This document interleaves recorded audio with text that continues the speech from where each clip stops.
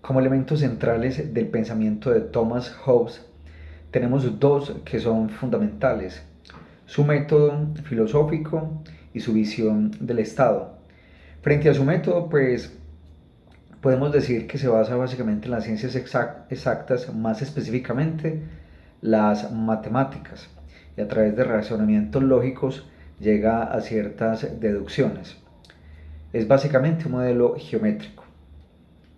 Ahora bien, frente al Estado, podemos decir que Hobbes lo concibe como una estructura representada ante todo por un soberano con poder absoluto, llamado a proveer seguridad, estabilidad y orden, fines mediados por un contrato social.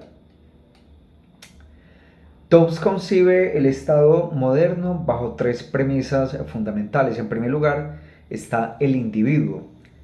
Según Hobbes, es un sujeto racional y libre, que cede parte de su libertad y sus derechos en el marco del contrato social a cambio de seguridad, estabilidad y orden.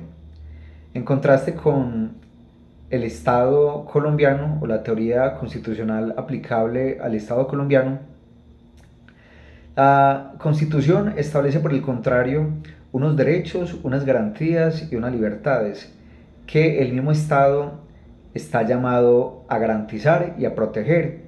Es así como, por ejemplo, con la Constitución del 1991 nace un mecanismo de protección constitucional de los derechos fundamentales y las garantías, que es la acción de tutela. Y nace también una corte, como lo es la constitucional, llamada a velar por la salvaguardia y la protección y la integridad de estos derechos fundamentales, así como del marco general de la misma Constitución. La segunda premisa de Hobbes viene siendo el pacto o el contrato social. Según Hobbes, es un convenio entre los individuos que componen la sociedad para vivir en paz y crear un Estado en el que se reconoce la autoridad del soberano. En el contexto colombiano podríamos decir que se aplica esta teoría en el sentido de que el contrato social es la Constitución. Allí se tiene uno de sus propósitos fundamentales, el cual es garantizar el orden, la paz, la convivencia y la justicia, tal cual así lo trae la Constitución de 1991, con la diferencia de que la Constitución del 91 básicamente lo que nos prevé es un orden jurídico y político. Bueno, y en tercer lugar, la premisa de Hobbes es el soberano. Estamos hablando de que según Hobbes, el soberano es la autoridad suprema con poder absoluto. ¿Qué función tiene este soberano? Básicamente evita el retorno al caos o al estado de naturaleza, aplica la ley y procura el orden social para prevenir el estado natural de los individuos.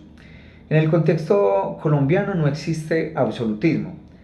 Como bien lo sabemos, bajo un régimen democrático como el nuestro, el poder reside en el pueblo, pero es ejercido en tres ramas del poder público que se dividen o se distribuyen este poder.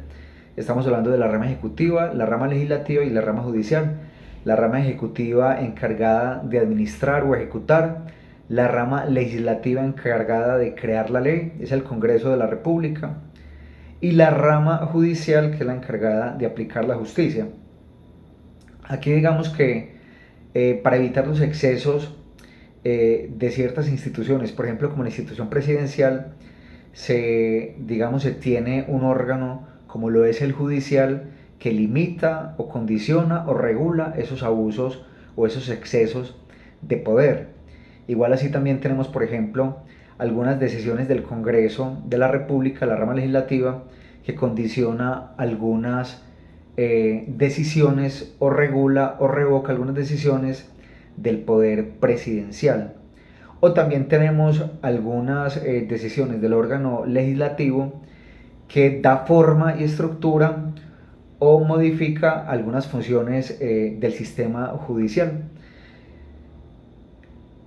Entonces, desde esta perspectiva podemos decir que no se aplica el absolutismo en Colombia, sino que el poder reside en el pueblo y digamos, el poder se ejerce a través de las tres ramas del poder público, bajo el esquema de pesos y contrapesos y, digamos, con el soporte de unos órganos de control como el ejercido por la Fiscalía en materia penal, por la Contraloría en materia fiscal y por la Procuraduría en materia disciplinaria respecto a la conducta de los servidores públicos.